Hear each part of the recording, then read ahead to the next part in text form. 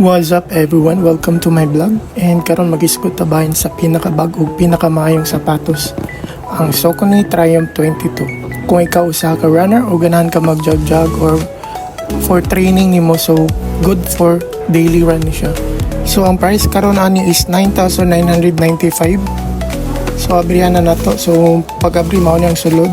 So daghag colorways nga na ang Triumph 22. So mao ra niya akong mapakita sa inyo ha. So kung beginner ka, gusto kag long run, so recommended ang Saucony Triumph 22.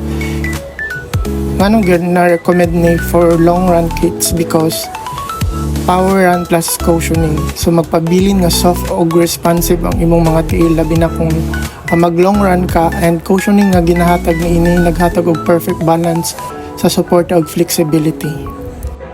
Sunod is gutan nato ang design. So ganahan ko sa iyang modern og sleek look. Dili lang siya comfortable pero stylish pa jud. And ang upper part ni ani nga shoe ay breathable, so dili ka magproblema sa init nga makasagol sa imong tiil. Labi na kung init ang panahon, plus durable kayo siya kay ang outsole ni inigihimo sa XT900 carbon rubber nga naghatag og extra traction. So isgutan na pag nato ang fit and sizing. So sa fit nindot siya, and more lang na siya gloves nga fit sa imong tiil, so it's normal for the Saucony shoes kay it's because nagasupport na jud siya sa arc and stability sa imong tiil. Kung maghimo ka og mga dynamic movement, layo ra sa pagkapalpak tungod sa iyang hugot nga fit. So comfortable kayo siya sa mga runner and gusto og stability sa ilang runs. So kaning nga shoes is bulky gid sa Triumph 22, pero if gusto kag mga Saucony Ride 17 and Guide 17, so mas dili kay siya bulky ang iyang outsole.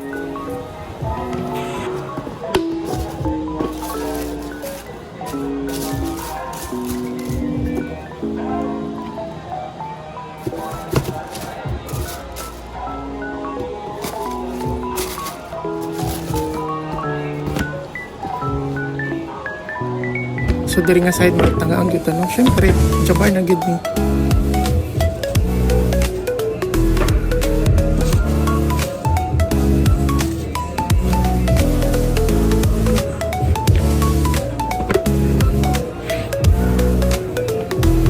So karon bahalag barato na medyas, at least mahal ang sapatos.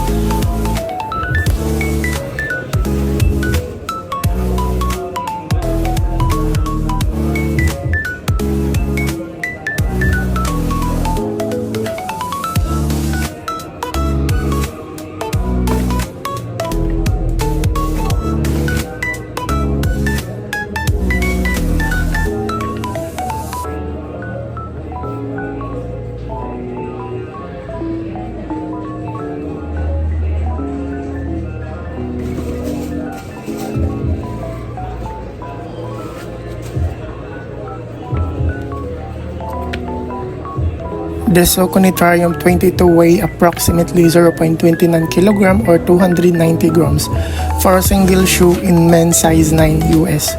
And the weight can vary slightly depending on the shoe size, but it's generally light for a shoe with such substantial cushioning and support, making it a great option for a long distance running.